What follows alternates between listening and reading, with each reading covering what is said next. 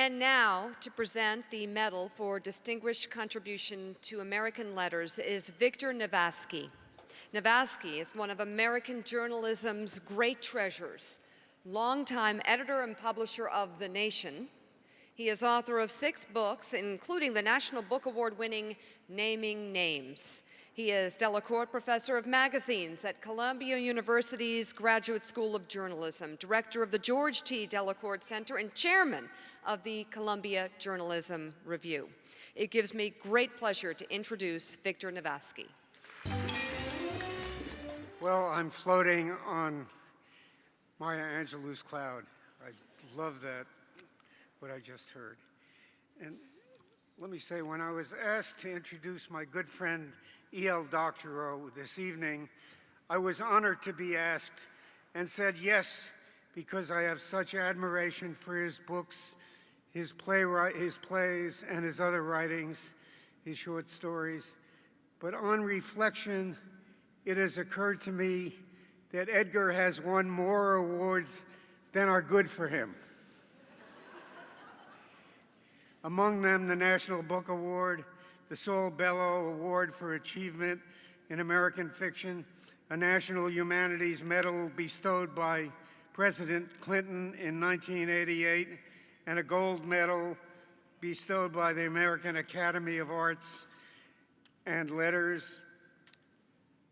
I thought that he should be home instead of spending his time going to evenings like this. He should be home writing his novels and short stories, better than be out accepting yet another award this evening that would divert him from his more important work. So that was my second thought after the first thought of being honored to introduce him. Then I remembered that nothing diverts him from his work. Once my wife Annie and I took a vacation with Edgar and Helen, the love of his life, whom he calls Captain Tidy because she keeps cleaning up after him. We went to some island in the Caribbean. Those were the days before computers came along, so at 6 in the morning, we would hear Edgar's typewriter clacking away. And I knew from the days when he worked as an editor-in-chief at Dial Press, where his writers included, among others, Norman Mailer, James Baldwin, and William Kennedy, that one should never call his home in New Rochelle before 6 a.m., not because you would wake up Edgar, Helen, or one of their 3 extraordinary children, but because you would disturb him in the middle of his work, because he put in 2 hours a day writing his novel before he got on the commuter train to New York for his day job.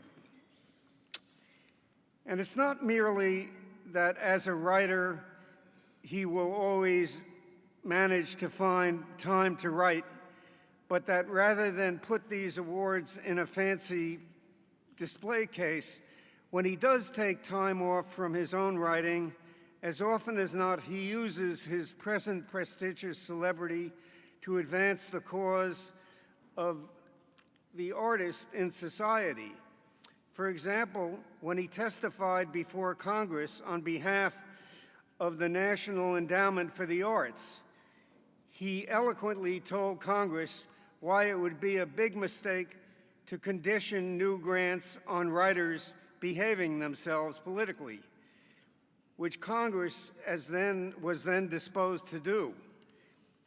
Here is just some of what he had to say.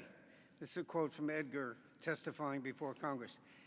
Any legislative condition put on an artist's speech, no matter how intemperate or moderate, no matter how vague, no matter how intemperate or immoderate, no matter how vague or specific, means you publish a dictionary with certain words deleted from the language. It means you lay out a palette with certain colors struck from the spectrum. Do you really want to do this? Does Congress in its wisdom really believe that keeping words and blacking them out and erasing portions of the tape is what is needed to save this republic? It's bad not only for artists, it's bad for us all. Now, you don't need me to talk to you about his extraordinary books and why they deserve this honor, this honor that he's receiving this evening.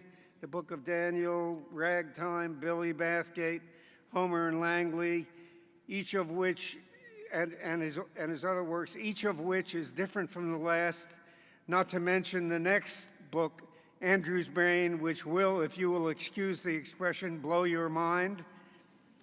But I will mention his first published fiction. It was called The Beetle. I'm not sure how old he was when he wrote it. It was inspired not by Ringo Starr and John Lennon or Paul McCartney, but rather by Kafka's Metamorphosis. I mention it only because when he was asked about it many years later, he described it to an interviewer with typical modesty and wry wit as an act of etymological self-defamation. Etymological self-defamation, the Beetle, Kafka. You got it.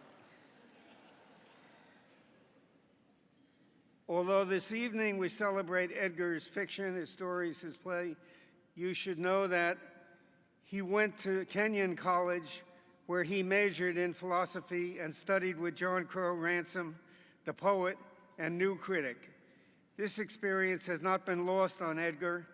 Don't take my word for it, but do read the essay he wrote for The Nation called A Citizen Reads the Constitution, in which he considers this country's fundamental document as a critic would a literary text.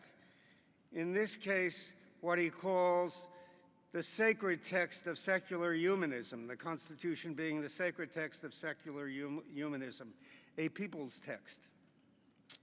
I don't know what, if anything, Edgar will have to say this evening, but I want to share with you the fact that some years ago, when he was asked if he would introduce, when I was asked, just a minute, I want to say to you that some years ago, when he was asked